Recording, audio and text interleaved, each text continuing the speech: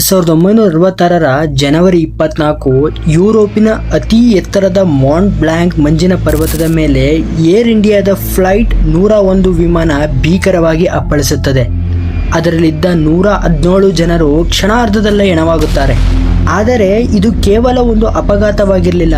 ಆ ವಿಮಾನದಲ್ಲಿ ಭಾರತವನ್ನು ವಿಶ್ವದ ನಂಬರ್ 1 ಸೂಪರ್ ಪವರ್ ಮಾಡಬಲ್ಲ ಒಬ್ಬ ಅದ್ಭುತ ವ್ಯಕ್ತಿ ಇದ್ದರು. ಅವರು ಸಾಯುವ ಕೆಲವೇ ದಿನಗಳ ಮುಂಚೆ ರೇಡಿಯೋದಲ್ಲಿ ನನಗೆ ಕೇವಲ 18 ತಿಂಗಳು ಸಮಯ ಕೊಡಿ, ಭಾರತಕ್ಕೆ ಅಣುಬಾಂಬ್ ಮಾಡಿಕೊಡುತ್ತೇನೆ ಎಂದು ಇಡೀ ಪ್ರಪಂಚಕ್ಕೆ ಸವಾಲು ಹಾಕಿದರು. ಆ ಸವಾಲಿನಿಂದ ಅಮೆರಿಕದಂತಹ ದೊಡ್ಡ ದೇಶಗಳೇ ಬೆಚ್ಚಿಬಿದ್ದಿದ್ದವು. ಅವರು ಬೇರೆ ಯಾರೂ ಅಲ್ಲ, ಭಾರತದ ಪರಮಾಣು ಕಾರ್ಯಕ್ರಮದ ಪಿತಾಮಹ ಡಾಕ್ಟರ್ ಓಮಿ ಜಹಾಂಗೀರ್ ಬಾಬಾ.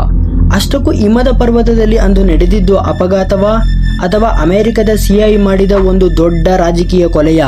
ಬನ್ನಿ ಇತಿಹಾಸದ ಈ ಕರಾಳ ಸತ್ಯವನ್ನು ಭೇದಿಸೋಣ. ಸ್ನೇಹಿತರೆ, 1960ರ ದಶಕದಲ್ಲಿ ಭಾರತ ಆಗತಾನೆ ಸ್ವತಂತ್ರಗೊಂಡು ತನ್ನ ಕಾಲ ಮೇಲೆ ತಾನು ನಿಲ್ಲಲು ಪ್ರಯತ್ನಿಸುತ್ತಿದ್ದ ಸಮಯ. ಅದೇ ಸಮಯದಲ್ಲಿ ಚೀನಾ 1964ರಲ್ಲಿ ತನ್ನದೇ ಆದ ನ್ಯೂಕ್ಲಿಯರ್ ಬಾಂಬ್ ಟೆಸ್ಟ್ ಮಾಡಿ ಭಾರತಕ್ಕೆ ದೊಡ್ಡ ಆತಂಕ ಸೃಷ್ಟಿಸಿತು. ಆಗ ಭಾರತದ ರಕ್ಷಣೆಗೆ ನಿಂತವರೇ ಡಾಕ್ಟರ್ ಓಮಿ ಬಾಬಾ. ಅವರು ಭಾರತದ ಪರಮಾಣು ಶಕ್ತಿಯನ್ನು ಎಷ್ಟು ವೇಗವಾಗಿ ಬೆಳೆಸುತ್ತಿದ್ದರು ಎಂದರೆ ಪಾಶ್ಚಿಮಾತ್ಯ ದೇಶಗಳಿಗೆ ಅಂದರೆ ವೆಸ್ಟರ್ನ್ ಕಂಟ್ರೀಸ್ಗೆ ಇದು ದೊಡ್ಡ ತಲೆನೋವಾಗಿತ್ತು.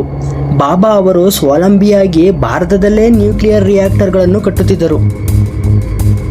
ಆದರೆ 1966ರ ಆ ಕರಾಳ ದಿನ ಬಾಬಾ ಅವರು ಯುರೋಪ್ಗೆ ಹೋಗುತ್ತಿದ್ದ ವಿಮಾನ ಜಿನೇವಾ ಏರ್ಪೋರ್ಟ್ ತಲುಪುವ ಸ್ವಲ್ಪ ಮುಂಚೆ ರೇಡಾರ್ನಿಂದ ಸಂಪರ್ಕ ಕಳೆದುಕೊಂಡು ಮಾಂಟ್ ಬ್ಲಾಂಕ್ ಪರ್ವತಕ್ಕೆ ಗುದ್ದುತ್ತೆ. ಪೈಲಟ್ನ ಆ ಒಂದು ಸಣ್ಣ ತಪ್ಪು ಲೆಕ್ಕಾಚಾರದಿಂದ ಈ ಅಪಘಾತವಾಯಿತು ಎಂದು ಹೇಳಿ ಕೇಸ್ ಕ್ಲೋಸ್ ಮಾಡಲಾಗುತ್ತೆ. ಆದರೆ ಅಸಲಿ ಕತೆ ಶುರುವಾಗೋದು ಇಲ್ಲಿ. ಅಪಘಾತವಾದ ವಿಮಾನದ ಅತಿ ಮುಖ್ಯವಾದ ಬ್ಲ್ಯಾಕ್ ಬಾಕ್ಸ್ ಎಷ್ಟು ಹುಡುಕಿದರೂ ಸಿಗಲೇ ಇಲ್ಲ. ಇನ್ನು ಆಶ್ಚರ್ಯದ ಸಂಗತಿ ಎಂದರೆ 2008ರಲ್ಲಿ ಗ್ರೆಗೋರಿ ಡೌಗ್ಲಾಸ್ ಎಂಬ ಪತ್ರಕರ್ತ ಒಂದು ಪುಸ್ತಕ ಬರೆಯುತ್ತಾನೆ. ಅದರಲ್ಲಿ ಅಮೆರಿಕದ ಗುಪ್ತಚರ ಸಂಸ್ಥೆ ಸಿಎನ ಮಾಜಿ ಅಧಿಕಾರಿ ರಾಬರ್ಟ್ ಕ್ರೌಲೆ ಜೊತೆಗಿನ ಫೋನ್ ಸಂಭಾಷಣೆಗಳಿದ್ದವು. ಆ ಸಂಭಾಷಣೆಯಲ್ಲಿ ಆ ಸಿಐಎ ಅಧಿಕಾರಿ ಸ್ಪಷ್ಟವಾಗಿ ಹೇಳಿದ್ದ, ಓಮಿ ಬಾಬಾ ನಮಗೆ ದೊಡ್ಡ ಅಪಾಯವಾಗಿದ್ದರೂ ಭಾರತದಂತಹ ದೇಶ ನ್ಯೂಕ್ಲಿಯರ್ ಪವರ್ ಆಗುವುದು ನಮಗೆ ಇಷ್ಟವಿರಲಿಲ್ಲ. ಆ ವಿಮಾನದ ಕಾರ್ಗೋ ವಿಭಾಗದಲ್ಲಿ ನಾವು ಒಂದು ಸಣ್ಣ ಬಾಂಬ್ ಇಟ್ಟಿದ್ದೆವು, ಅದು ಪರ್ವತದ ಹತ್ತಿರ ಹೋಗುತ್ತಿದ್ದಂತೆ ಸ್ಫೋಟವಾಯಿತು.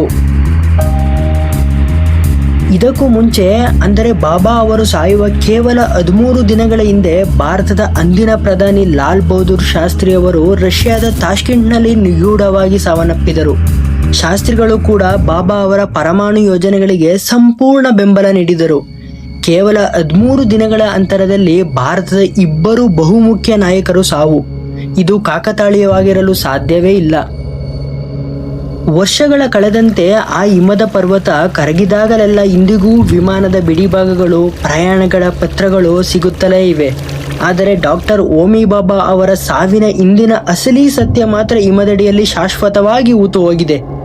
ಒಂದು ವೇಳೆ ಡಾಕ್ಟರ್ ಬಾಬಾ ಅವರು ಬದುಕಿದ್ದರೆ ಭಾರತ ಇವತ್ತು ಯಾವ ಮಟ್ಟದಲ್ಲಿ ಇರ್ತಿತ್ತು? ತಂತ್ರಜ್ಞಾನದಲ್ಲಿ ನಾವು ಅಮೆರಿಕವನ್ನು ಮೀರಿಸಿದ್ವೋ? ನಿಮ್ಮ ಅನಿಸಿಕೆಯನ್ನು ಕಮೆಂಟ್ ಮಾಡಿ ತಿಳಿಸಿ.